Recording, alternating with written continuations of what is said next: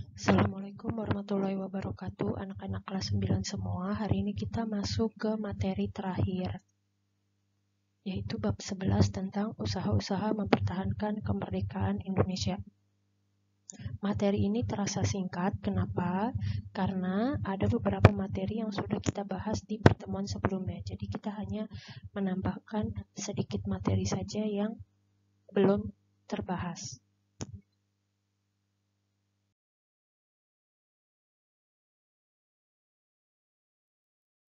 Untuk bab 11 itu ada 3 materi yang akan kita bahas. Yang pertama, pemberontakan PKI di Madiun udah kita bahas di pertemuan sebelumnya. Yang kedua, pemberontakan di beberapa daerah kita akan bahas sekarang. Yang ketiga, G30 SPK itu juga sudah kita bahas di pertemuan sebelumnya. Pas sekali bertepatan setelah PTS.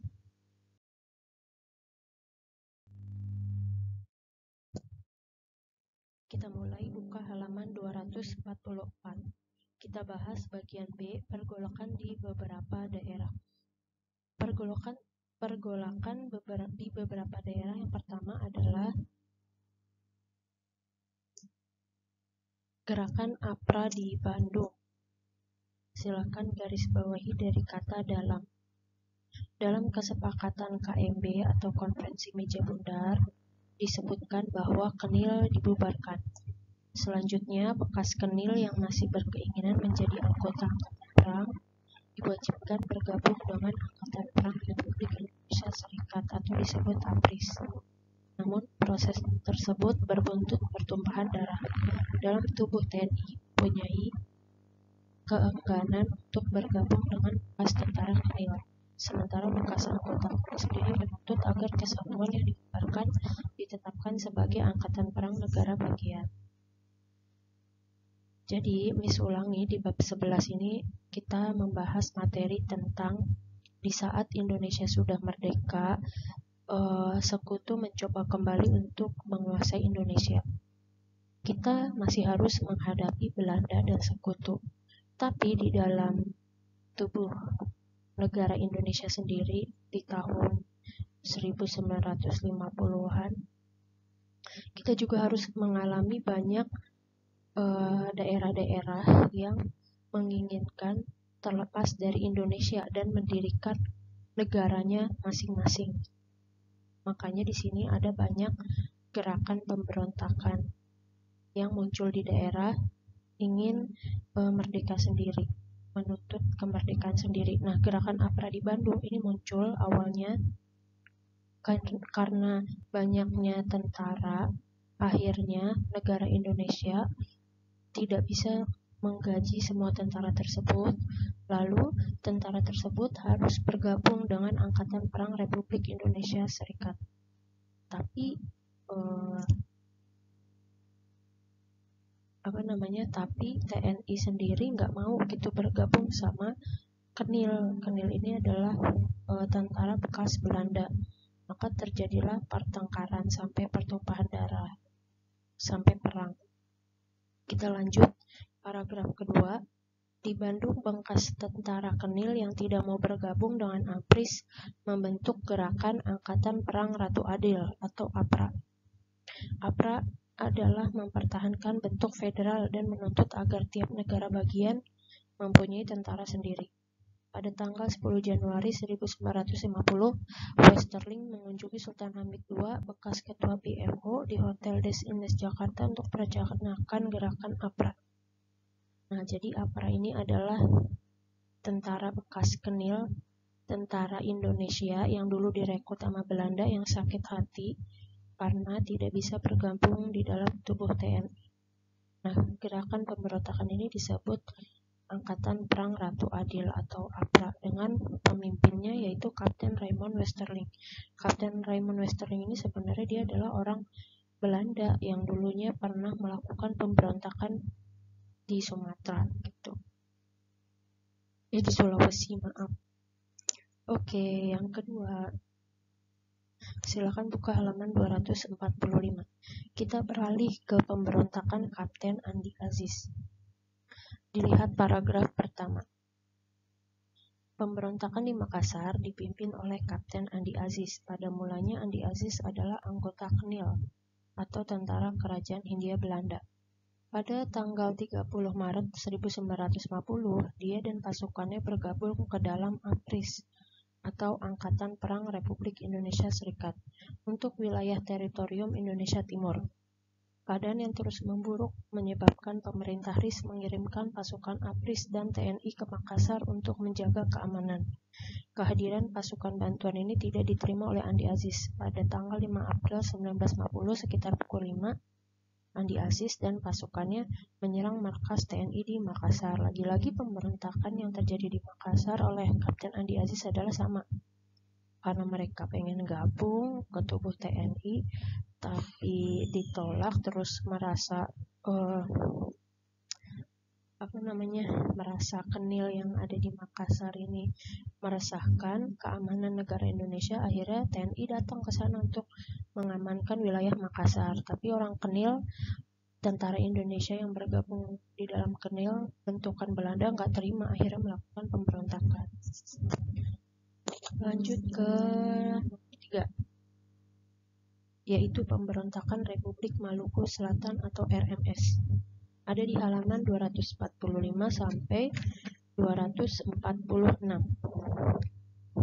Pemberontakan RMS Maluku Selatan. Pemberontakan RMS dilakukan oleh Christian Robert Stephen Sumokil. Gerakan ini mempunyai kesamaan dengan gerakan APRA dan pemberontakan Andi Aziz. Ketiganya tidak menyetujui kembalinya proses kenegaraan kesatuan dan tidak menyetujui penggabungan KNIL ke dalam APRIS. Jadi selain mereka gak mau gabung ke dalam APRIS bentukan pemerintah, mereka juga menginginkan bahwa Indonesia sistem negaranya bentuknya masih seperti Belanda federal, gak mau berbentuk republik. Lalu di paragraf kedua, cari dari kata pemerintah RIS, masih di halaman 245. Pemerintah RIS berusaha mengatasi masalah ini dengan cara damai. Misi damai pemerintah diketuai oleh Dr. J. Lenin. Upaya damai ternyata tidak berhasil. Pemerintah kemudian memutuskan menumpas RMS dengan kekuatan militer. Kita masuk ke nomor 4. Ada pemberontakan DITII, halaman 246 sampai 247. Oke, pemberontakan DITII. Gerakan Darul Islam merupakan gerakan politik yang bertujuan untuk mendirikan negara Islam Indonesia. Gerakan ini mempunyai pasukan yang biasa disebut dengan Tentara Islam Indonesia (TII), sehingga gerakan ini disebut dengan DITII. Nah, itu adalah sejarah singkat awal terbentuknya DITII. Jadi DITII terbentuk karena ingin mendirikan negara Islam. Padahal di Indonesia ini terdiri dari banyak agama dan suku gitu. Jadi gak bisa kalau hanya negara ini dibangun dengan sistem negara Islam saja. Tapi negara Islam yang dibangun konsepnya oleh DITII ini sebenarnya tidak mencerminkan agama Islam, karena di daerah Jawa Barat, lupa di Sukabumi atau mana, mereka itu membantai satu desa dengan sangat kejam gitu, menggunakan parang. Bahkan ceritanya di dalam sungai itu sampai airnya itu berubah menjadi merah karena darah. Oke, pemberontakan DITII terjadi di 5 tempat. Tempat yang pertama, A. Pemberontakan DITII di Jawa Barat. Gerakan ini timbul di Jawa Barat pada 1948. Gerakan DITII yang dipimpin oleh Sekar Maji Marijan Kartosurwiryo yang berkeinginan mendirikan negara Islam di Indonesia yang terpisah dari RI. Kemudian lihat paragraf terakhir halaman 24. Untuk menumpasnya, pemerintah menerjunkan TNI bersama rakyat dalam Operasi Pagar Betis dan Operasi Baratayuda. Hasilnya pada tanggal 4 Juni 1962, SM Kartosurwiryo dapat ditangkap dan dijatuhi hukuman. Kemudian pemberontakan DITII di Jawa Tengah yang B. pemberontakan ini dilakukan oleh Amir Fattah di daerah Brebes, Tegal, dan Pekalongan. Kemudian ada pemberontakan DITI di Aceh. Silakan digarisbawahi. Pemberontakan DITI di Aceh dipimpin oleh Daud Bereh. Penyebab dari pemberontakan adalah kekecewaan masyarakat Aceh karena diturunkannya status Aceh dari daerah istimewa menjadi keresidenan di bawah Provinsi Sumatera Utara. Pada tanggal 21 September 1953, Daud Bereh menyatakan bahwa Aceh merupakan bagian dari DITI pimpinan SM Kartosurwiryo yang ada di Jawa Barat. Lalu yang D, ada pemberontakan DITI di Sulawesi Selatan.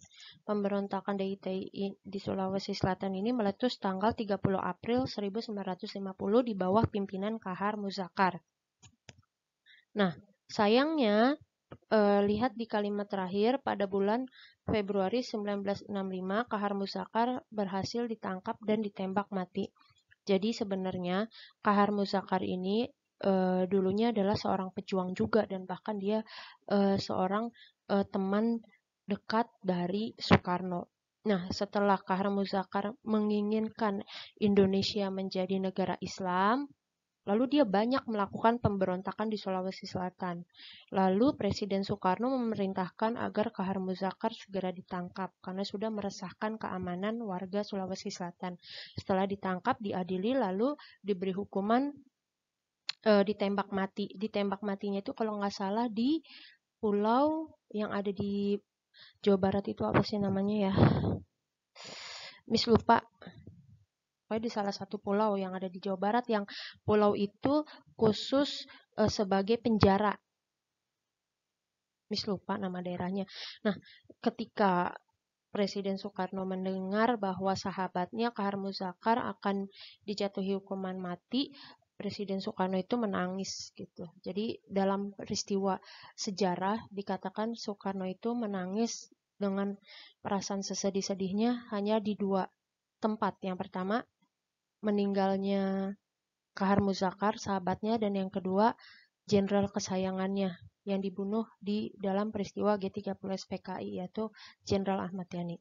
Oke, pemberontakan DITI yang terakhir ada di Kalimantan Selatan di bawah pimpinan Ibnu Hajar. Sama Ibnu Hajar ketangkap lalu dijatuhi hukuman mati.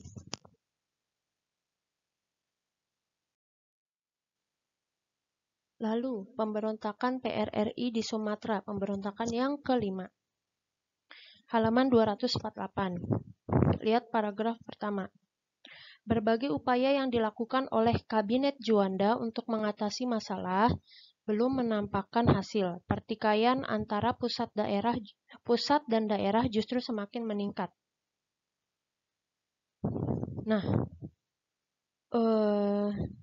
pada tanggal 9 Januari 1958, Letkol Ahmad Hussein, Kolonel Simbolon, Kolonel Dahlan Jambek, Letkol Barlian, Letkol Vance Samuel, dan Kolonel Zulkifli Lubis mengadakan pertemuan di daerah Sumatera Barat. Pertemuan juga dihadiri tokoh-tokoh dari kalangan sipil seperti Muhammad Nasir, Burhanuddin Harahap, Syarifuddin Prawinegara, dan Syarif Usman. Dalam pertemuan dibahas hal-hal tentang pembentukan pemerintahan baru. Nah, jadi karena adanya rasa kekecewaan terhadap Kabinet Juanda, terus semakin besar pertikaian atau berantem masalah antara pemerintah pusat dengan pemerintah daerah di Sumatera, maka orang-orang tadi itu ingin mendirikan pemerintahan revolusioner Republik Indonesia yang disebut dengan PRRI. Lihat paragraf kedua, cari dari kata pusat. Pusat pemerintahan PRRI berkedudukan di Padang dan sebagai Perdana Menterinya diangkat Syarifuddin Prawinegara. Nah, tapi akhirnya pemberontakan PRRI ini juga bisa berhasil ditumpas. Lalu yang terakhir ada 6, pemberontakan Permesta di Sulawesi. Gerakan ini muncul untuk memisahkan diri dari negara kesatuan yang terjadi di Sulawesi. Lihat di halaman 248 sampai 249. para tokoh militer di Sulawesi memproklamasikan Piagam Perjuangan Semesta atau Permesta di bawah pimpinan Letkon Vance Sumual, Panglima Divisi Indonesia Timur yang menggantikan Warau. Jadi, pemberontakan Permesta di Sulawesi intinya adalah sama.